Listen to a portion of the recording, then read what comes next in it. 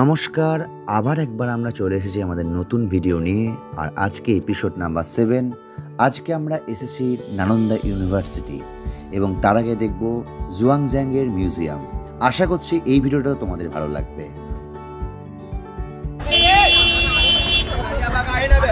आप लोग बैठिए।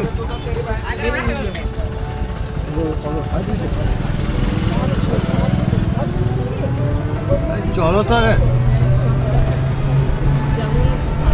कहाँ जा रहे हैं भैया? अभी पहले जा रहा हुए इंसान जो चीनी यात्री अच्छे तो हुए इंसान युएनसांग। हाँ। अच्छा,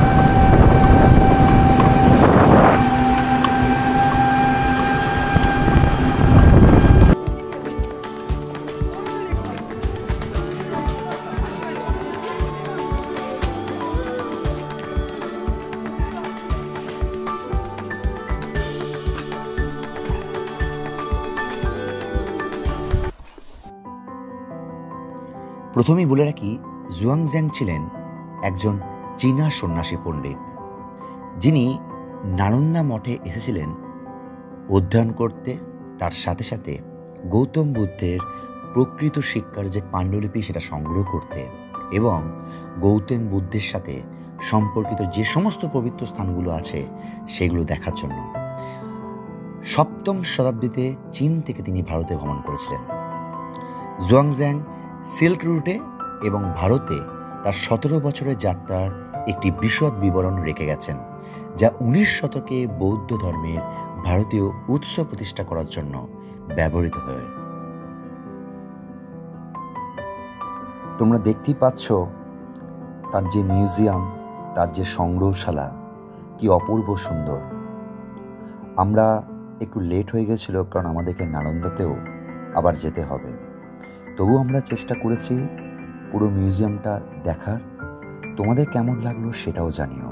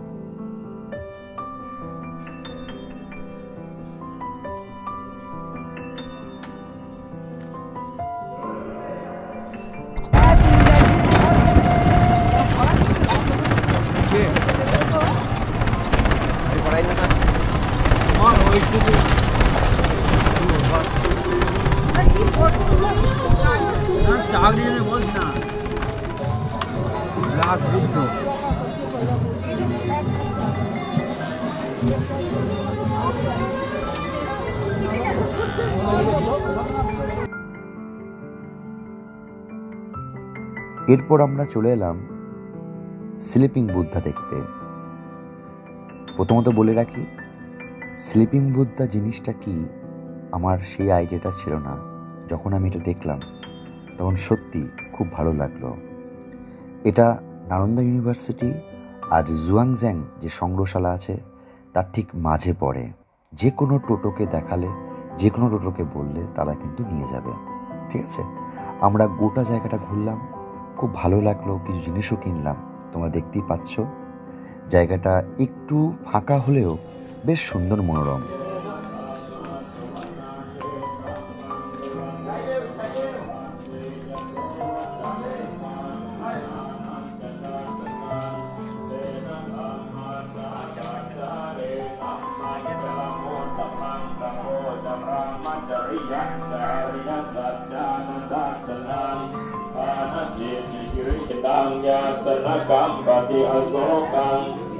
เอมังเอตัมมังกลโมตตมังเอตานิสานิกาตวานัสสัมมาธรรมปราจิตาสัมมาตโสทิกาจันติกันเตกลโมตตมันเตยานิขภูตานิสมากตานิโคมานิวายานิ ঠিক আছে ও তুমি 800 বলছিল দেখি একটা কেনা হয়েছে 300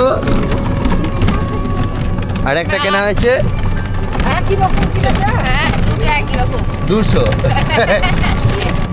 যে যেমন লাভ করে ওখানে ছোটগুলোই বলছে 350 টাকা বলবি আর বড় একটা वहाँ पर छोड़ देगा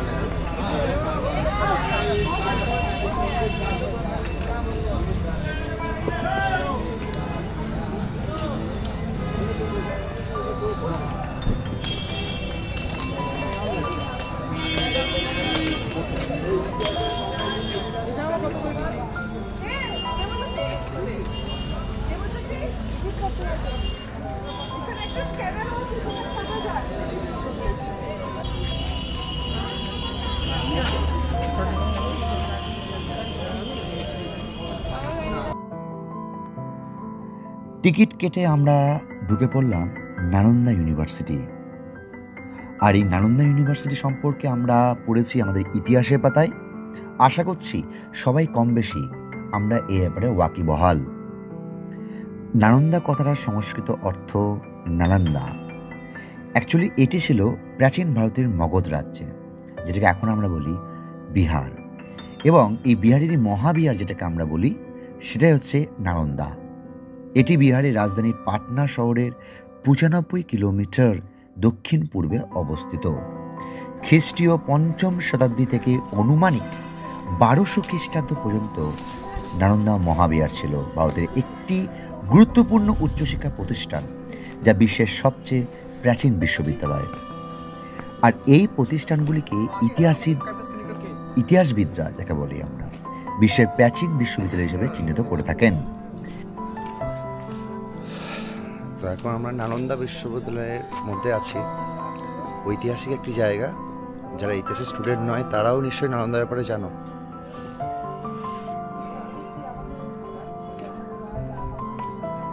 এবং সবথেকে উল্লেখযোগ্য বিষয়, এটি বর্তমানে ইউনেস্কো কর্তৃক বিশ্ব ঐতিহ্যবাহী একটি স্থান, ওয়ার্ল্ড হেরিটেজ। আবার বলছি, তো কেন এই বিশ্ববিদ্যালয় ধ্বংস হলো, কে ধ্বংস করলো, সেটা কি তোমরা জানো?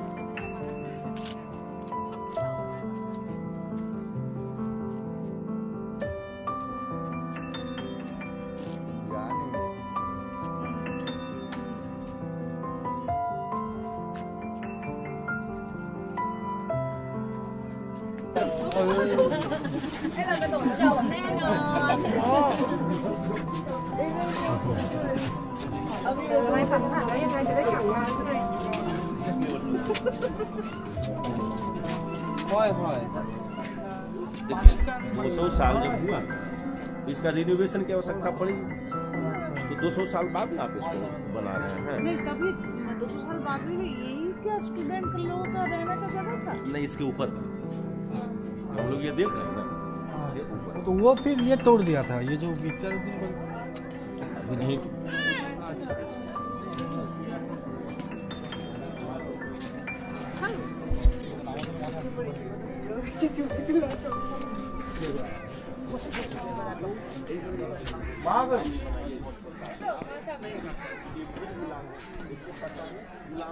দেখালাম ওইটা নিবি।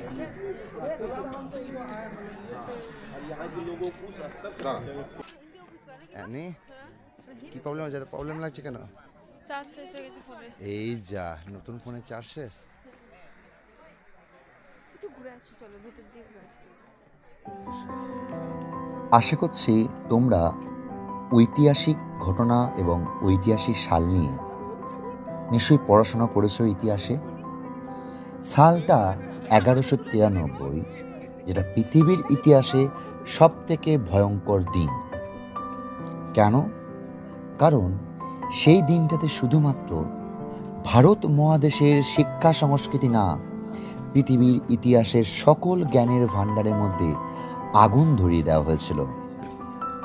কারণ আজ যেখানে ভারত মহাদেশের সকল শিক্ষার্থীরা স্ট্যানফোর্ড ইউনিভার্সিটি, কেউ যাচ্ছে অক্সফোর্ড ইউনিভার্সিটি, কেউ পৃথিবীর বিখ্যাত অন্যান্য যে সমস্ত বিশ্ববিদ্যালয় আছে সেখানে পড়াশোনা করতে যাচ্ছে, কিন্তু এমন একটা সময় ছিল বা এমন একটা দিনও ছিল যেই সময় সারা বিশ্বের সকল শিক্ষার্থীরা আমাদের ভারতের মধ্যে এই নালন্দা ইউনিভার্সিটিতে ন্যায়শাস্ত্র, সাহিত্য, জ্যোতিষবিদ্যা, জ্যোতির্বিজ্ঞান ও ভেষজ বিদ্যা সংক্রান্ত সকল বিষয়ে জ্ঞান অর্জন করতে আসতো এবং তারা সব জায়গা ছেড়ে পৃথিবীর বিখ্যাত নালন্দা বিশ্ববিদ্যালয়ে ছুটে আসতো। সত্যি কি অদ্ভুত কাহিনী না? কিন্তু 1193 সালে বখতিয়ার খলজি নামে এক স্বৈরাচারী শাসক, যার জ্ঞানের এত বড় ভাণ্ডারের মধ্যে আগুন ধরিয়ে দেওয়ার ইচ্ছা হয়েছিল, যে আগুন একদিন কিংবা দুদিন বা 7 দিন বা 1 মাস না, পুরো 6টা মাস ধরে দাউ দাউ করে জ্বলছিল। 6টা মাস ধরে আগুনে পুড়ে আজকে এই নালন্দা ইউনিভার্সিটি। আর এভাবেই ভারতীয়দের সংস্কৃতিকে পুরো একটা পরিকল্পনার সঙ্গে মাটিতে মিশিয়ে দেওয়া হয়েছিল। সত্যি খুবই দুর্ভাগ্যজনক। তোমরা কারা কারা জানতে এই ইতিহাস কমেন্ট বক্সে জানাও।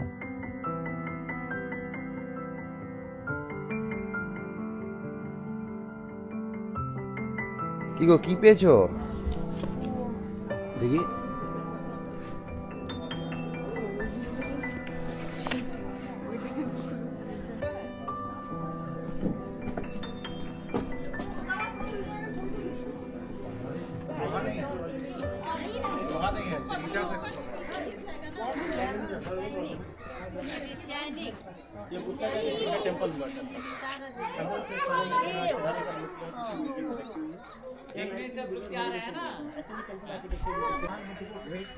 नाम दिया गया था। वेन्यू का मतलब होता है बैंको, वाद। और वन मीन्स गार्डन, यानी मोनास्ट्री। पहला मोनास्ट्री जहाँ शुरू किया गया था राजा प्रताप के द्वारा भगवान बुद्ध को। तो ही दोनों सारी युक्त और महाप्रभु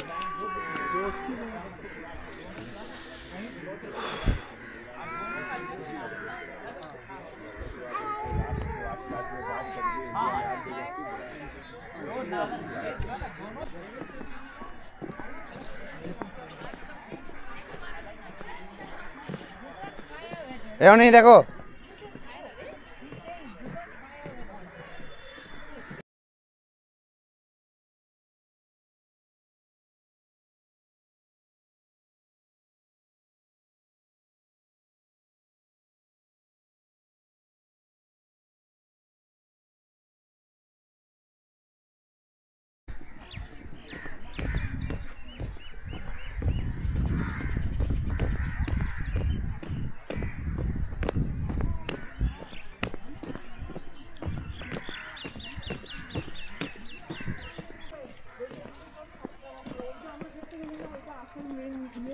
ওটা হিস্ট্রি তো ওরা গেছিল না, বলতে যে ওখানে নাকি গৌতম বুদ্ধের দেখো। তো মোটামুটি নালন্দা ঘোরা কমপ্লিট। কেমন লাগলো? আমার তো ভালোই লেগেছে। এখানে সব থেকে বিশেষত্ব যেটা, সেটা হচ্ছে অনেক পুরনো জিনিস জানলাম, অনেক পুরনো স্থাপত্য দেখলাম। যদিও অনেক কিছু ধ্বংস হয়ে গেছে, বাট যেগুলি পড়ে আছে সেগুলোই কিন্তু দুর্দান্ত। মানে আগেকার দিনে যারা স্থাপত্য ভাস্কর্যের সাথে যুক্ত ছিল তারা সত্যি দারুণ শিল্পী ছিলেন। Hats off to them. তো এবার আমরা কোথায় যাচ্ছি? এবার সোজা বাড়ি। বাড়ি তো নয়, মানে যদিও এখন আমাদের বাড়ি হচ্ছে হোটেল, তো এরপর আমরা হোটেলেই যাব। তার আগে শেষবারের মতো আরেকবার দেখে নিই। টাটা।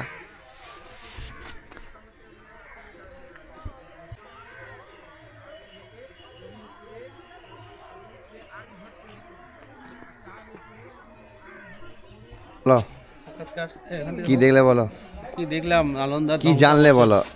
নালন্দার ধ্বংসাবশেষ জানলাম। আচ্ছা, কিভাবে তাকে ধ্বংস করা হয়েছিল। আচ্ছা আমাদের বাড়িতে যদি, আমাদের বাড়ি যখন তৈরি হয় তখন দুদিন যেতে যদি হয় জল জমা দেয়, হ্যাঁ, হয় ইট খসে পড়ে, হ্যাঁ, কিন্তু এখানে এখনো ইটগুলো পড়ে আছে কি করে? না এটাও লুজ, হাত দিলাম খুলে গেল। আচ্ছা, এর উপর এক ইট চাপা পড়ে আছে। তুমি ক্যামেরাটা সরিয়ে নিলে, যাই হোক এটাই সত্যি কথা। না ক্যামেরা সরাইনি, সত্যিটা জানতে হবে অবশ্যই। এখন আমরা কোথায় যাচ্ছি? উপর এক নেই। এখন আমরা কোথায় যাচ্ছি?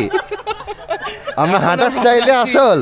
আমরা এখন বাড়ির দিকে রওনা দিচ্ছি। মানে বাড়ি তো আমাদের নেই এখন, গাড়ি বাইরে আছে, সামনে মার্কেট আছে, মার্কেটে কিছু কেনাকাটি হবে, ওকে, তারপর বাড়ি যাওয়া হবে।